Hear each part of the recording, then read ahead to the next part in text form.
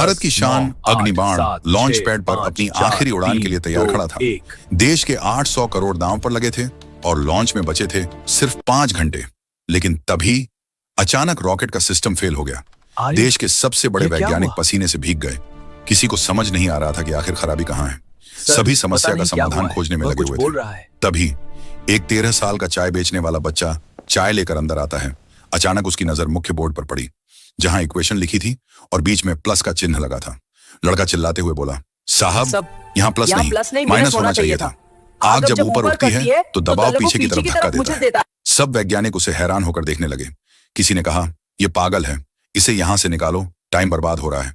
लेकिन डॉक्टर रेड्डी जो chief scientist थे, उन्हें यह सुनकर एक उम्मीद मिली कि इस कमी को ठीक करने के बाद रॉकेट सफलतापूर्वक लॉन्च हो जाएगा।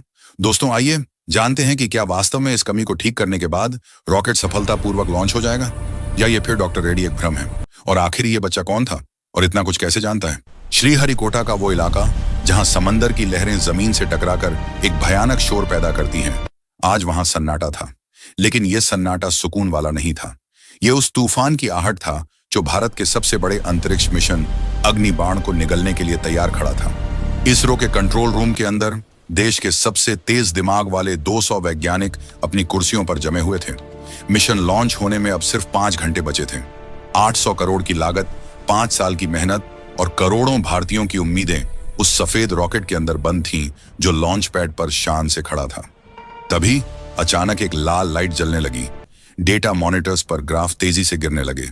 कंट्रोल रूम में अफरा तफरी मच गई। डॉ रेड्डी चीफ साइंटिस्ट गुस्से और घबराहट में चिल्लाते हुए बोले, आर्यन ये क्या हो रहा है?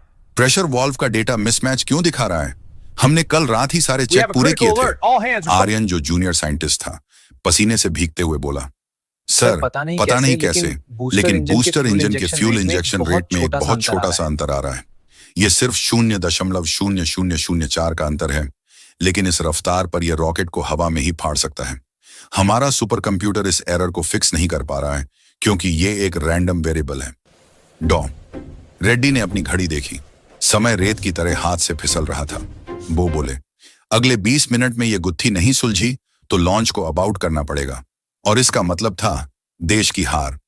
कंट्रोल रूम के ठीक बाहर, जहां सुरक्षा के कड़े पहरे थे, एक छोटी सी चाय की दुकान थी। वहां एक 12 से 13 साल का लड़का, जिसका नाम आर्यन था, पर सब उसे छोटू बुलाते थे, कोयले की अंगीठी पर चाय उबाल रहा था। छोटू के कपड़े फटे थे, उसके चेहरे पर राख जमी थी, लेकिन उसकी आंखों में एक अजीब सी गहराई थी। छोटू अपने आप से बुदबुदाते हुए बोला, बड़े साहब आज बहुत परेशान दिख रहे हैं। चाय भी ठंडी हो रही है और अंदर से चिल्लाने की आवाजें आ रही हैं। छोटू ने 5 गिलास चाय एक ट्रे में रखी और तेजी से कंट्रोल रूम के पिछले दरवाजे की ओर बढ़ा, जहां से वो रोज चाय पहुंचाता था। उसे कोई नहीं रोकता था क्योंकि वो उस बिल्डिंग का एक हिस्सा बन चुका था।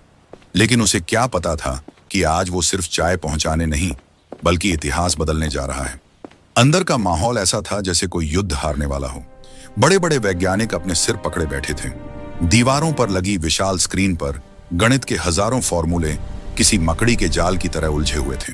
रामदीन गार्ड बोला, छोटू आज चाय रख और चुपचाप निकल जा। साहब लोगों का दिमाग आज 7वें आसमान पर है। रॉकेट में कोई बड़ी खराबी आ गई है। छोटू ने चाय की ट्रे मेज पर रखी। उसकी नजर अचानक उस मुख्य बोर्ड पर पड़ी जहां डॉ रेड्डी ने चौक से एक बहुत लंबी इक्वेशन लिखी थी और बीच में क्वेश्चन मार्क लगाकर छोड़ दिया था। छोटू वहीं रुक गया। उसने उस बोर्ड को ऐसे देखा जैसे वो कोई पहेली हो जिसे वो बचपन से जानता हो।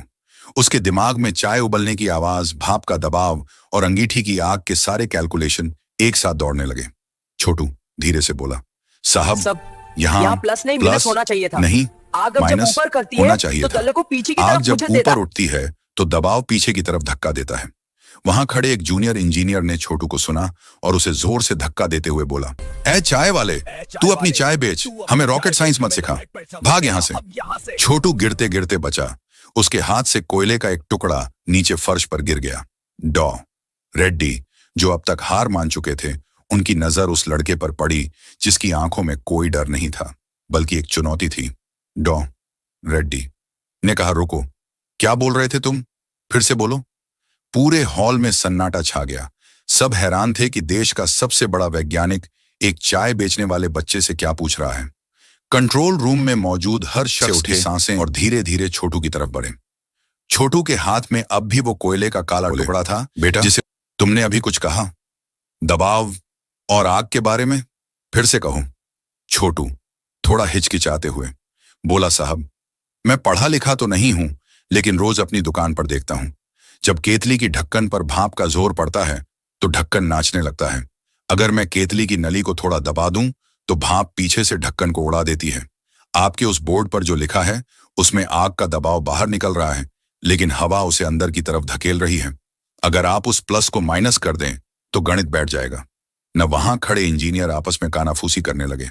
कोई उसे पागल कह रहा था तो कोई इसे वक्त की बर्बादी। आर्यन, जो जूनियर इंजीनियर था, गुस्से में बोला, सर, आप इस अनपढ़ बच्चे की बात सुन रहे हैं? इसके पास कोई डिग्री नहीं है, इसे तो यह भी नहीं पता होगा कि कैलकुलस क्या होता है।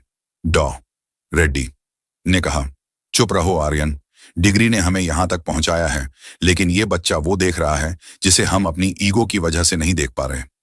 छोटू, क्या तुम बोर्ड पर दिखा सकते हो? छोटू धीरे धीरे उस विशाल डिजिटल बोर्ड की तरफ बढ़ा।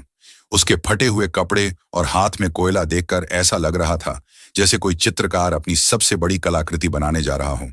उसने बोर्ड के एक कोने में, जहां जगह खाली थी, कोयले से रगड़ना शुरू किया।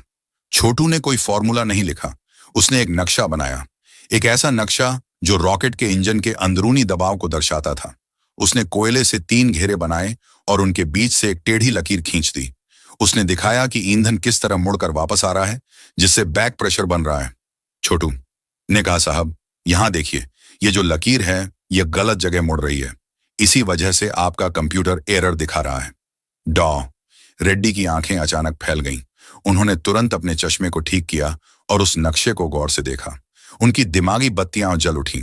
उन्होंने महसूस किया कि जो वेरिएबल उनका सुपर कंप्यूटर नहीं पकड़ पा रहा था, वो असल में इंजन की बनावट में एक सूक्ष्म फ्लूइड डायनामिक्स की गलती थी।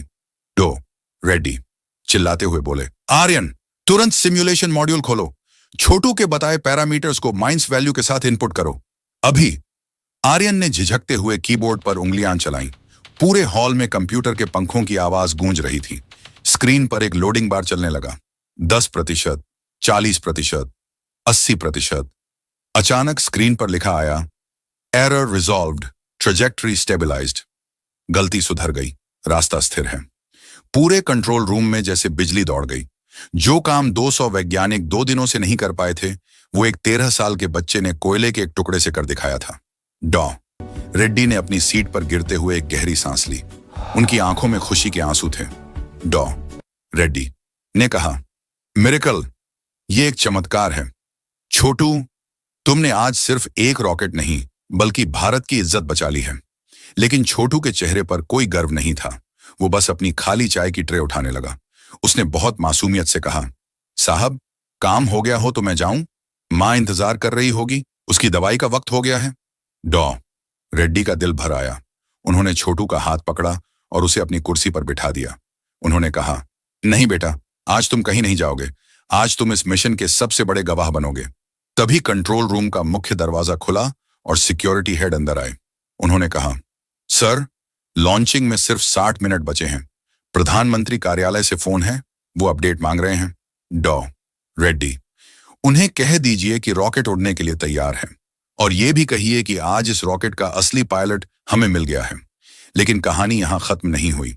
जैसे ही लॉन्च की तैयारी शुरू हुई, एक और समस्या खड़ी हो गई। समंदर की तरफ से आने वाली हवाओं की रफ्तार अचानक बढ़ गई थी।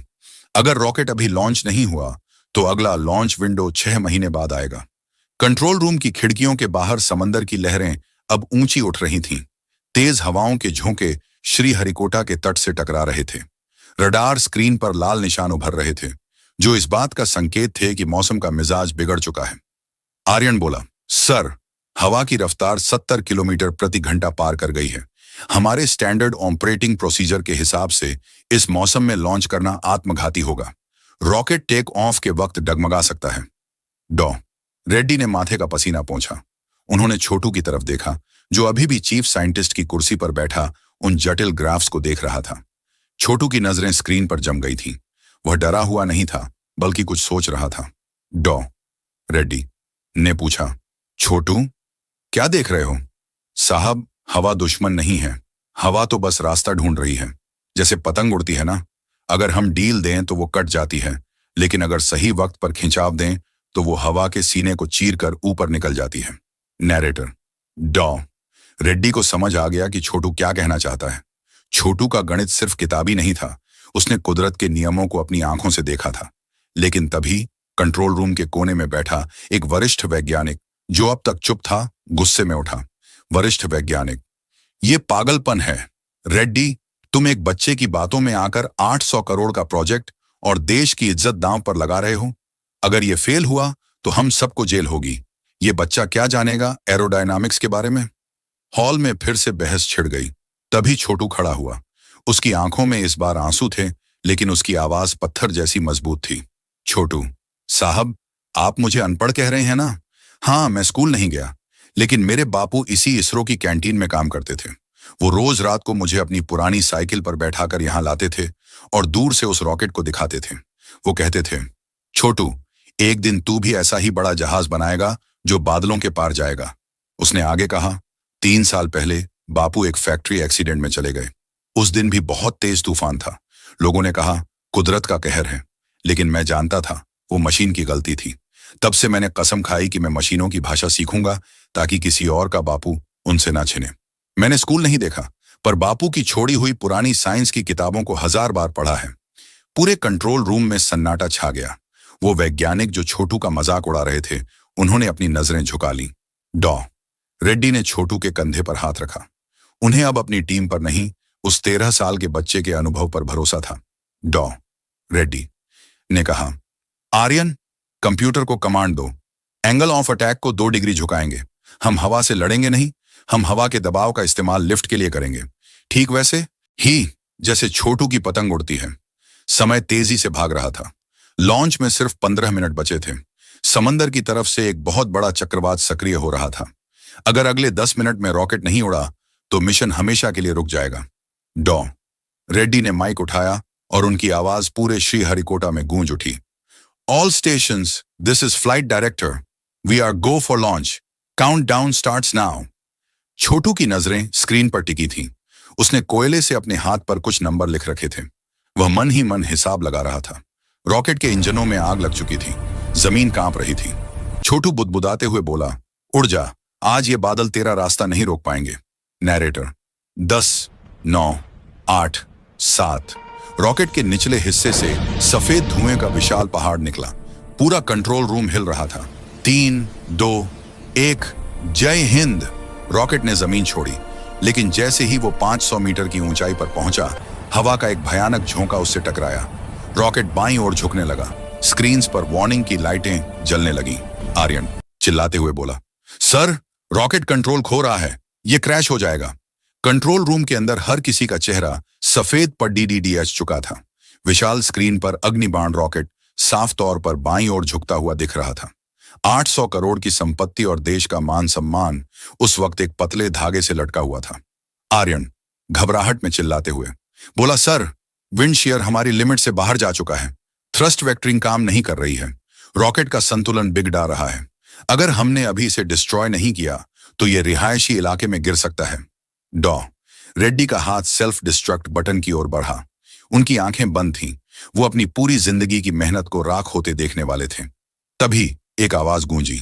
छोटी चिल्लाते हुए बोले, नहीं साहब, बटन मत दबाइए, वो गिरा नहीं है, वो तो बस करवट ले रहा है। सबने मुद्दकर छोटू की तरफ देखा। छोटू अपनी जगह से उठकर स्क्रीन के बिल्कुल पास चला गया था। उसकी उंगली हवा में एक वक्र बना रही थी। साहब, हवा उसे गिरा नहीं रही, उसे धक्का दे रही है। अगर आप अभी इसके दाहिने बूस्टर का पावर 5% बढ़ा दें और बाएं वाले को 2 सेकंड के लिए बंद कर दें तो वो खुद ब खुद सीधा हो जाएगा, जैसे लहरों में नाव को सीधा किया जाता है। डॉ। रेड्डी के पास सोचने के लिए 1 सेकंड का भी वक्त नहीं था। ये एक जुआ था। अगर छोटू गलत हुआ तो धमाका और भी भयानक होगा, लेकिन अगर वो सही हुआ तो इतिहास बन जाएगा। डॉ। रेड्डी ने कहा, आर्यन, जो ये कह रहा है वही करो। बूस्टर बी का पावर बढ़ाओ, बूस्टर ए को कट ऑफ करो अभी। नैरेटर अगले कुछ सेकंड्स तक पूरा कंट्रोल रूम मौत जैसी खामोशी में डूब गया। स्क्रीन पर रॉकेट एक तरफ झुका हुआ था और फिर अचानक रॉकेट के दाहिने हिस्से से आग की एक तेज लपट निकली। रॉकेट ने एक जोरदार झटका खाया और धीरे धीरे सीधा होने लगा। रॉकेट ने हवा के सीने को चीर दिया। वो अब सीधा ऊपर की ओर बादलों को फाड़ते हुए नीले आसमान की तरफ भाग रहा था। स्क्रीन्स पर नॉर्मल की हरी लाइटें जल उठी। आर्यन हैरानी और खुशी में बोला, सर, इसने कर दिखाया। रॉकेट मैक्स क्यू पार कर चुका है। वो अब अंतरिक्ष की सीमा पर है। पूरे कंट्रोल रूम में वैज्ञानिक अपनी कुर्सियों से उछल पड़े। लोग एक दूसरे को गले लगाने लगे। कोई रो रहा था तो कोई तालियां बजा रहा था। डॉ रेड्डी अपनी कुर्सी पर ढह गए। उनकी आंखों से खुशी के आंसू बह रहे थे। उन्होंने मुड़कर छोटू को देखा, जो चुपचाप कोने में खड़ा अपनी मैली शर्ट से पसीना पोंछ रहा था। रॉकेट अब अंतरिक्ष के काले शून्य में दाखिल हो चुका था। उसका पहला हिस्सा स्टेज सफलतापूर्वक अलग हो गया और अग्नि बाण ने अपना उपग्रह सैटेलाइट कक्षा में स्थापित कर दिया। भारत ने इतिहास रच दिया था। लॉन्च के 2 घंटे बाद पूरी दुनिया में खबर फैल गई, भारत का मिशन सफल रहा। प्रधानमंत्री का बधाई संदेश आ रहा था। बाहर मीडिया का जमावड़ा लग गया था। हर कोई उस जीनियस डॉक्टर रेड्डी से मिलना चाहता था। लेकिन डॉ रेड्डी कंट्रोल रूम के पिछले दरवाजे से बाहर निकले। उनके साथ आर्यन और कुछ अन्य वैज्ञानिक भी थे। वो सीधे उस छोटी सी चाय की टपरी पर पहुंचे। वहां छोटू अपनी केतली साफ कर रहा था। उसके पास एक पुरानी रेडियो बज रही थी, जिस पर न्यूज आ रही थी कि रॉकेट सही सलामत पहुंच गया है। छोटू मुस्कुरा रहा था। पीछे से एक आवाज आई, छोटू। छोटू ने पीछे मुड़कर देखा। उसने देखा कि देश के सबसे बड़े वैज्ञानिक उसके सामने खड़े हैं। छोटू घबरा गया। उसने सोचा शायद उससे कोई गलती हो गई। डॉ रेड्डी ने कुछ नहीं कहा। उन्होंने धीरे से अपना हाथ उठाया और छोटू के फटे हुए कपड़ों के सामने अपनी कमर सीधी की। डॉ रेड्डी ने छोटू को एक कड़क सैल्यूट ठोका। उनके पीछे खड़े आर्यन और बाकी सभी वैज्ञानिकों ने भी एक साथ अपने हाथ माथे पर लगा लिए। एक चाय बेचने वाले बच्चे के सम्मान में भारत के सबसे बड़े वैज्ञानिकों की टोली झुकी हुई थी। छोटू ने घबराते हुए कहा, साहब, ये क्या कर रहे हैं आप? मैं तो बस चाय वाला हूं। डॉ रेड्डी मुस्कुराते हुए बोले, नहीं छोटू, आज तुम चाय वाले नहीं हो। आज तुम इस देश के सबसे बड़े शिक्षक हो। तुमने हमें सिखाया कि ज्ञान स्कूल की दीवारों में नहीं, आंखों की जिज्ञासा में होता है। छोटू की आंखों में आंसू थे, पर ये आंसू दुख के नहीं, उस पहचान के थे जिसका सपना उसके बापू ने देखा था। डॉ रेड्डी बोले, छोटू, तुम्हारे बापू आज जहां भी होंगे उन्हें तुम पर गर्व होगा। लेकिन अब तुम्हारी असली उड़ान शुरू होगी। तुमने हमारा मिशन बचाया है। अब ये देश तुम्हारा भविष्य संवारेगा। अगले ही पल इसरो के गेट के बाहर हजारों कैमरों की लाइटें चमक उठीं। डॉ रेड्डी छोटू का हाथ थामे बाहर निकले। पूरी दुनिया हैरान थी कि वो छोटा सा लड़का, जिसके पैरों में चप्पल तक नहीं थी। डॉक्टर रेड्डी ने माइक संभाला और पूरी दुनिया के सामने ऐलान किया, यह मिशन अग्निबाण मेरा नहीं, इस बच्चे का है। अगर आज छोटू ना होता तो हमारे पास जश्न मनाने के लिए कुछ नहीं बचता। मैं भारत सरकार से गुजारिश करता हूं कि इस हीरे को तराशने की जिम्मेदारी अब देश की है। उस रात छोटू जब अपने घर पहुंचा तो उसकी मां टूटी हुई खाट पर लेटी उसका इंतजार कर रही थी। टीवी पर हर न्यूज चैनल पर उसके बेटे की तस्वीर चल रही थी। छोटू ने दौड़कर अपनी मां के गले लग गया। छोटू, मां, देखो, बापू का सपना पूरा हो गया। अब तुम्हें दवा के लिए किसी के आगे हाथ नहीं फैलाने पड़ेंगे। उसकी मां ने कांपते हाथों से छोटू का चेहरा चूमा। उसकी आंखों में वो सुकून था जो सालों की गरीबी और बीमारी के बाद पहली बार आया था। तभी घर के बाहर बड़ी बड़ी गाड़ियों के रुकने की आवाज आई। प्रधानमंत्री कार्यालय से विशेष दूत आए थे। उन्होंने छोटू को एक सरकारी दस्तावेज सौंपा। भारत सरकार ने छोटू की मां के इलाज का पूरा खर्च उठाने और छोटू को देश के सबसे प्रतिष्ठित स्कूल और आगे चलकर स्पेस इंजीनियरिंग की पूरी पढ़ाई का स्कॉलरशिप देने का फैसला किया था। वक्त तेजी से गुजरा। 10 साल बीत चुके थे। श्रीहरिकोटा के उसी लॉन्च पैड पर एक बार फिर हलचल थी। इस बार मिशन था मंगलयान 2। कंट्रोल रूम के अंदर मुख्य कुर्सी पर एक नौजवान बैठा था। उसने सफेद एप्रन पहना था। गले में इसरो का आधिकारिक पहचान पत्र था और उसके हाथ में अब कोयला नहीं बल्कि एक डिजिटल पेन था। यह कोई और नहीं बल्कि डॉ आर्यन थे, वही लड़का जिसे कभी दुनिया छोटू कहकर पुकारती थी। डॉ रेड्डी, जो अब रिटायर हो चुके थे, पीछे खड़े होकर बोले, तैयार हो डॉक्टर? डॉ आर्यन छोटू मुस्कुराते हुए बोला, तैयार हूं सर।